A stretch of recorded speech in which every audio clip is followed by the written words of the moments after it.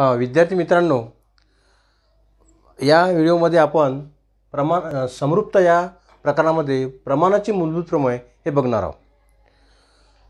प्रमाणाचे मूलभूत प्रमेय हे अतिशय महत्त्वाचं प्रमेय आहे. या प्रकरणामध्ये प्रमाणाचं मूलभूत हे अतिशय अतिशय महत्त्वाचं आहे आणि ते परीक्षेला सुद्धा कधी विचारतात. नाहीतर याच्यावरले उदाहरणं तरी असतात, म्हणून हे उदाहरण हे प्रमेय अतिशय महत्त्वाचं आहे. आता काय प्रमाणाचं मूलभूत प्रमेय काय आहे? तर त्रिकोणाच्या एका बाजूला समांतर असणारी रेषा त्यांच्या उरलेल्या बाजूंना जर भिन्न बिंदूमध्ये छेदत असेल तर ती रेषा त्या बाजूंना प्रमाणामध्ये विभागते. हे वाक्य अतिशय महत्त्वाचं आहे. बघा, त्रिकोणाच्या एका बाजूला समांतर असणारी रेषा त्यांच्या उरलेल्या बाजूंना भिन्न बिंदूत छेदत असेल तर ती रेषा त्या बाजूंना एकाच प्रमाणामध्ये विभागते. आता आपल्याला हे प्रमाण सिद्ध करायचं आहे. लक्षात आलं? तर सिद्ध करताना पहिले काय करायचं? पहिले आकृती काढायची. कधी पहिले काय करायची? आकृती काढायची. त्रिकोण ABC त्रिकोणाची आकृती. त्रिकोणाच्या एका बाजूला समांतर असणारी रेषा, एका बाजूला समांतर असणारी ही समजा रेषा आहे L नावाची. ही बाजू BC ला काय नाव आहे? L आहे समजा, रेषा L. ही बाजू BC ला समांतर आहे असून ती बाजू AB ला P बिंदूमध्ये आणि बाजू AC ला Q मध्ये छेदते असं समजू आपण. लक्षात ना? मग आपण पक्ष लिहिताना काय लिहू? पक्ष. त्रिकोण ABC मध्ये काय? रेषा L समांतर बाजू BC. लक्षात ना? त्रिकोण ABC मध्ये रेषा L समांतर बाजू BC असून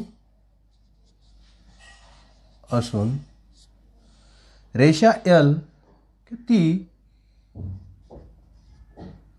बाजू AB ला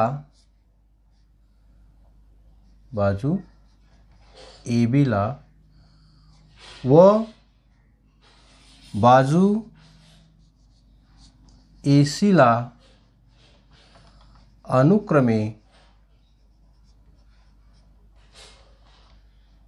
P व Q मध्ये छेदते. बिंदू P व Q मध्ये छेदते. हे झालं पक्ष.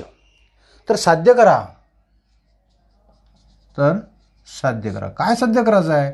तर नंतरचं वाक्य असेल तर नंतरचं वाक्य टाकायचं साध्यामध्ये. तर ती रेषा बाजूंना एकाच प्रमाणात विभागते. प्रमाणात माहिती आहे का?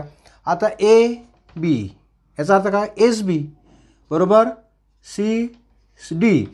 तर तेव्हा ABCD या प्रमाणात असे म्हणतात. म्हणजे SB म्हणजे बरोबर CD, याला म्हणतो आपण प्रमाणात असते. तर काय म्हणू आपण? तर प्रमाणात आहे म्हणजे सांगलं AP छेद PB बरोबर AQ छेद QC.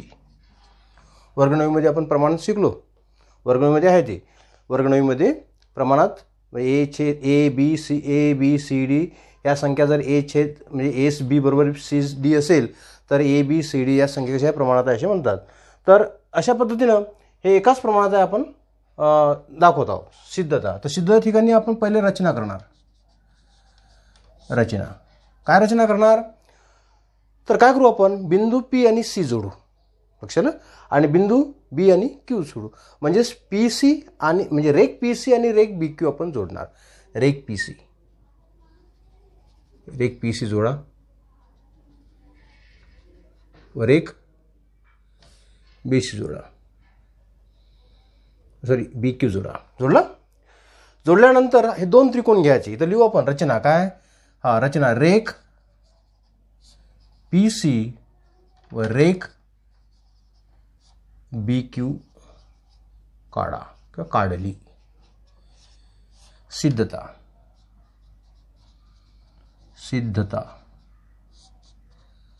सिद्धतामध्ये बघा काय सिद्धता आहे. तर सिद्धतामध्ये काय करू आपण? त्रिकोण APQ हा एक त्रिकोण घ्यायचा आणि बी पी क्यू हा दुसरा त्रिकोण घ्यायचा.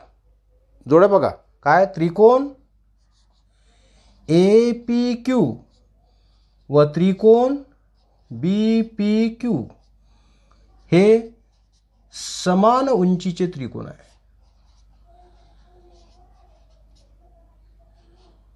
त्रिकोण आहे.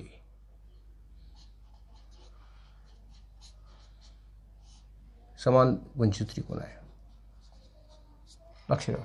मग नंतर समान उंची कशी, त्रिकोण ए पी क्यू बघा असा आहे त्रिकोण. बघा मी सांगतो कसा आहे. तर समान उंची कशी आहे, हा भाग असा दिसून राहिला तुम्हाला. हा ए, हा पी, हा क्यू, त्यानंतर हा सरळ अशी रेषा आली आहे दिसते, आणि ही अशी जोडलेली आहे, अशी जोडली आहे बघा. हा कोणता बिंदू, बी. एवढाच पार्ट आपण कोणता त्रिकोण घेतला, त्रिकोण ए पी क्यू. लक्षाला, त्रिकोण ए पी क्यू घेतला आणि बी पी क्यू हे दोन त्रिकोण हे समान उंची त्रिकोण आहे म्हणला. तर काही विद्यार्थ्यांना काय होते की उंची दिसत नाही, तर उंची इथून इथं टाकते. तर उंची टाकायसाठी तुम्ही क्यू बिंदू जर समजा लंब टाकला, लक्षाला कशावर, ह्या ए बीवर जर लंब टाकला तुम्ही, तर लक्ष ठेवा त्रिकोण ए पी क्यूची बी उंची समजा इथं आपण ही एफ घेतला तर क्यू एफ हा उंची होईल कोणाची, त्रिकोण ए पी क्यूची, आणि त्रिकोण बी पी क्यूची सुद्धा उंची तेच होईल. लक्षाला, म्हणून काय म्हणू आपण की यामध्ये उंची कशी आहे, समान आहे. मग जर उंची समान असेल तर त्यांच्या क्षेत्रफळाचे गुणोत्तर हे त्यांच्या संगत पायाच्या प्रमाणात असतात. मग पाया कोणता होईल, हा जर लंब उंची टाकली जर लंब टाकला तर ए पी हा याचा पाया होईल आणि पी बी हा बी पी क्यूचा पाया होईल, त्रिकोण बी पी क्यूचा पाया होईल. लक्षात. मग आपण त्रिकोण ए पी क्यू व त्रिकोण B P Q, A P Q व बी पी क्यू हे समान उंची त्रिकोण आहे. म्हणून इकडे लिहू आपण, म्हणून मोडतो बघा. हां, आता हे दोन समान उंची त्रिकोण आहे. म्हणून area of triangle A P Q upon area of triangle B P Q बरोबर A P upon P B. कारण काय, समान उंची त्रिकोण. कारण काय, समान उंचीचे त्रिकोणाचे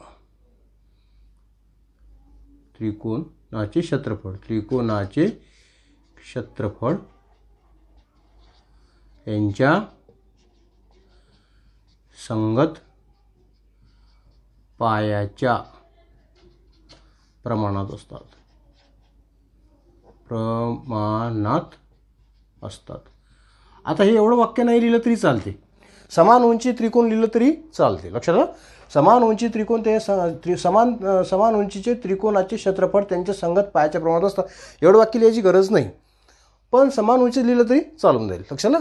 हां, हे नंबर एक हे झालं समीकरण नंबर एक. समीकरण नंबर एक. आता हां, तसेच त्रिकोण ए पी क्यू व त्रिकोण दुसरा त्रिकोण घ्या सी क्यू पी. हां, पुन्हा तोच त्रिकोण घेतला ए पी क्यू आणि दुसरा कोणता घेतला सी क्यू पी हा त्रिकोण घेतला. आता सी क्यू पी. तर या त्रिकोणाची उंची कशी आहे, या त्रिकोणाची उंची समान आहे असून पाया भिन्न आहे. पाया कसा आहे, भिन्न. म्हणून area of triangle A P Q upon area of triangle C Q P बरोबर A Q upon Q C. Number 2 समान उंची त्रिकोण. याचा जास्त लिहत नाही. समान समान उंचीचे त्रिकोण.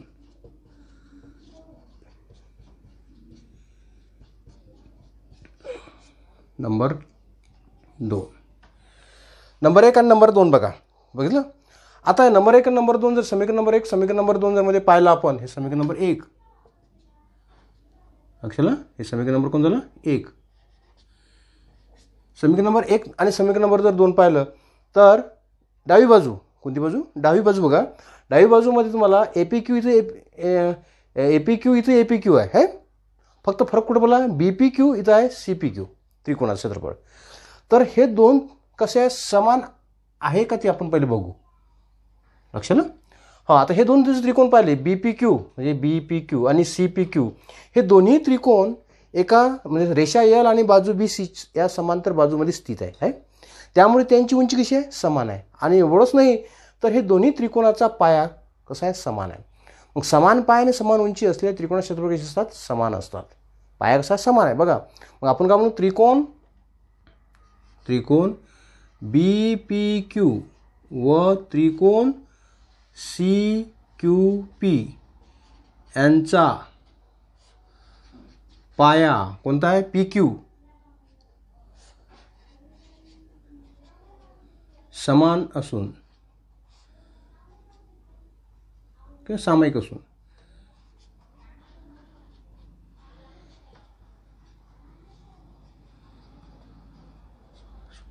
हे त्रिकोण रेषा L समांतर बाजू C मध्ये स्थित आहे, मध्ये बद्ध आहे. स्थित म्हणलं किंवा बद्ध, स्थित आहे.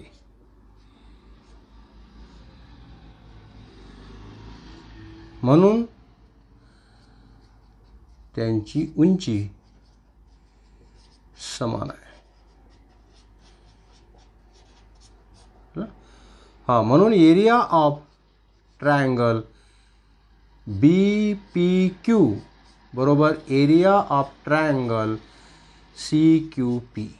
नंबर 3. कारण बोला, कारण काय झालं, दोन त्रिकोण क्षेत्रफळ का सारखे झाले, कारण त्यांचा पाया कसा आहे, सामायिक आहे.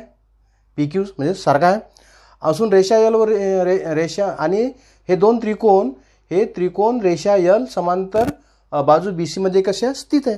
त्यामुळे त्यांची उंची समान आहे. म्हणजे समान उंची आणि समान पाया. कारण काय, समान उंची, कारण आपण लिहिणार कारण समान उंची, समान उंची लिहून टाकू आपण.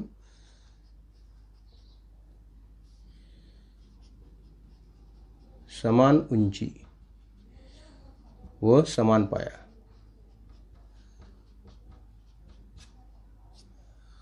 है ना, समान उंची समान पाया असलेले त्रिकोण क्षेत्रफळ कसे आहे, समान असतात. म्हणून 1, 2, 3 वरून म्हणून काय होतात, हे इकडली जी बाजू आहे म्हणून area of triangle APQ upon area of triangle बोला APQ आणि एरिया ऑफ ट्रायंगल BPQ बरोबर area of triangle APQ upon area of triangle CQP. कशावरून, 1, 2 आणि 3 वरून. 1, 2, 3 वरून. हे नंबर झाला 4था. हा समीकरण नंबर झाला 4था. आता समीकरण नंबर 4 पहा आणि समीकरण नंबर 1 आणि 2 पहा. तर याच्यावरून हे बाजू कशा झाल्या, याच्या सारख्या झाल्या. कोणत्या, समीकरण नंबर 1 आणि समीकरण नंबर 2च्या जे लेफ्ट हँड साईड आहे म्हणजे डावी बाजू आहे ही सारखी झाली आहे. त्याच्यामुळे उजवी बाजू कशी होईल, सारखी होईल. कारण समीकरण 4 का दाखवते, हे दोन सारखे आहे म्हणजे ह्या हा सारखे आहे म्हणजे हे काय होईल, सारखे होईल. म्हणून आपण काय म्हणू, म्हणून बोला, म्हणून AP छेद PB बरोबर AP छेद PB बरोबर AQ छेद QC. कशावरून, 1, 2 व 4 वरून. अशा पद्धतीनं हे प्रमाणाचं काय आहे, मूलभूत प्रमेय ची सिद्धता आहे. तर ही सिद्धता चांगली व्यवस्थितपणे तुम्ही काय करा, ही सिद्धता व्यवस्थितपणे लिहा. कारण परीक्षेला पुष्कळ वेळा विचारलेली आहे. तर 4 मार्काला परीक्षेला विचारलेली आहे. त्यामुळे ती चांगली आकृती, पक्ष, साध्य, नंतर रचना आणि तिची कशी आहे हे सिद्धता, ही सिद्धता चांगली बघा. आणि एवढंच नाही तर याच्यावर कसे असतात, याच्यावर उदाहरणे असतात. आता तुम्हाला काय असं दिलं राहील, त्रिकोणी AB दिलं राहील, एक बाजू समांतर राहील. असं जर असेल, एक बाजूला समांतर असेल तर प्रमाणाचं मूलभूत प्रमेय ते लागते आणि याच्यावरती कसं उदाहरण असते. तर उदाहरणं आपण आता बघू, कोणकोणती उदाहरणं विचारल्या जाते ते बघू आपण. का बघा, हां विद्यार्थी मित्रांनो, आपण काय म्हटलं होतं की प्रमाणाच्या मूलभूत प्रमाणाचे आपण उदाहरणं घेणार. पण त्या अगोदर आपण नाही का प्रमाणाच्या मूलभूत प्रमाणाचा व्यत्ययसुद्धा समजून घेऊ. हे तुम्हाला याची सिद्धता नाही आहे, लक्षात आलं, याच्यावरली उदाहरण आहे. म्हणून हे वाक्य लक्षात ठेवायचं की व्यत्यास म्हणजे उलट, प्रमाणाच्या मूलभूत प्रमाणाच्या उलट. तर उलट का वाक्य काय होईल, जर एखादी रेषा त्रिकोणाच्या 2 बाजूंना भिन्न बिंदूत छेदत असून जर छेदून एकाच प्रमाणामध्ये विभागात असेल त्या बाजूंना, तर ती रेषा उरलेल्या बाजूला समांतर असते. लक्षात आलं का नाही, काय म्हटलं आहे, जर एखादी रेषा त्रिकोणाच्या 2 भुजांना छेदत असेल, उरली कोणती, एक उरली. लक्षात आलं, जर एखादी रेषा त्रिकोणाच्या 2 बाजूंना भिन्न बिंदूत छेदत असेल आणि ती कशी असेल, प्रमाणात त्या बाजूंना विभागात असेल, तर ती रेषा उरलेल्या बाजूला काय असतात, समांतर असते. म्हणून एखादी रेषा जर त्रिकोणाच्या 2 भुजांना भिन्न बिंदूत छेदून एकाच प्रमाणात विभागात असेल, छेदते तर खरीच, परंतु त्या छेदणाऱ्या रेषांना प्रमाणामध्ये जर विभागात असेल तर ती रेषा उरलेल्या बाजूला समांतर असते. तर उदाहरणार्थ या पद्धतीने बघा, हा त्रिकोण आहे.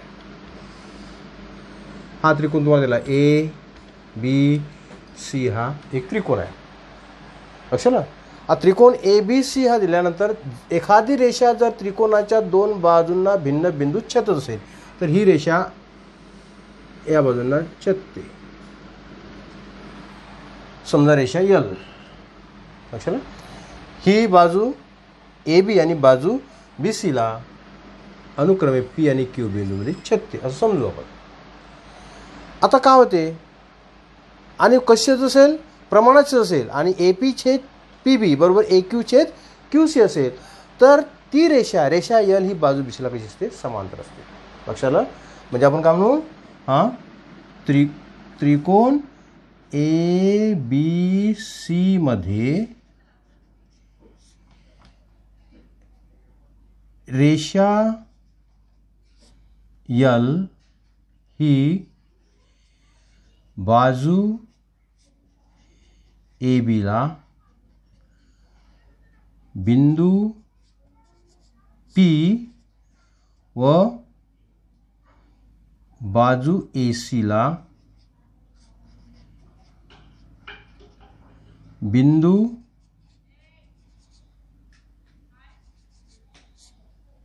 Q मध्ये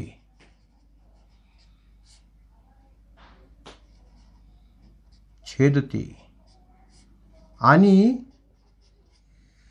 काय, AP अपॉन PB म्हणजे AP's PB बरोबर AQ's QC असेल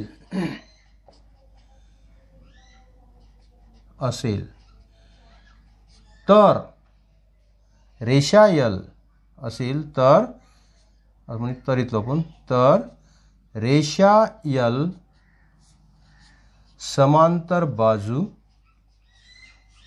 BC. लक्षात, केव्हा एखादी रेषा त्रिकोणाच्या 2 बाजूंना भिन्न बिंदूत छेदत असून ती एकाच प्रमाणात छेदत असेल, कशी भिन्न बिंदूत छेदते पण कशी एकाच प्रमाणात छेदत असेल, तर ती रेषा उरलेल्या बाजूला समांतर असते. मग आपण काय म्हणू, त्रिकोण ABC मध्ये रेषा L ही बाजू BC ला बिंदू P मध्ये आणि बाजू AC ला कुठे छेदते, Q बिंदू छेदते. कशी छेदते, तर AP's PB बरोबर काय, AQ's QC असं जेव्हा असते तेव्हा ही रेषा या बाजूला समांतर असते, म्हणजे रेषा L समांतर बाजू BC. झालं. म्हणजे प्रमाणाच्या मूलभूत प्रमाणाचा काय व्यत्यास आहे. तर तुम्हाला ही बाजू याला समांतर आहे हे जर दाखवा म्हटलं तर तुम्ही काय करणे, तुम्हाला हे दाखवणे आहे की ही रेषा म्हणजे रेषा यल का कोणती असो, ही रेषा या बाजूंना भिन्न बिंदूमध्ये छेदते, पण कशी छेदते, ती प्रमाणामध्ये छेदते. म्हणजे इथं प्रमाण दिसून राहिलं मला, प्रमाणात छेद असेल तर ती रेषा तिसऱ्या बाजूला कशी असतात, समांतर असतात. तर याच्यावरले आपण आता उदाहरणं पुढच्या व्हिडिओमध्ये घेऊ. प्रमाणाचं मूलभूत प्रमेय याच्यावरले आपण उदाहरणं घेणार आणि त्यानंतर प्रमाणाच्या मूलभूत प्रमेयाचा व्यत्यास यावरील जे काही उदाहरणं आहे ती उदाहरणं आपण काय करू, आपण उदाहरण सोडवू. तोपर्यंत तुम्ही काय करा की या दोन्ही प्रमेयाचा अभ्यास करा, प्रमेय लिहून पहा. याचा व्यत्यासाचं वाक्य काही सिद्धता नाही आहे याची, नाहीतर आपल्याला अप्रत्यक्ष सिद्धतेनुसार आपल्याला हे देता आलीच ती लक्षाला, आणि त्यावर आपण उदाहरणं बघू का तर पुढच्या पिरियडला लक्षाला. ओके.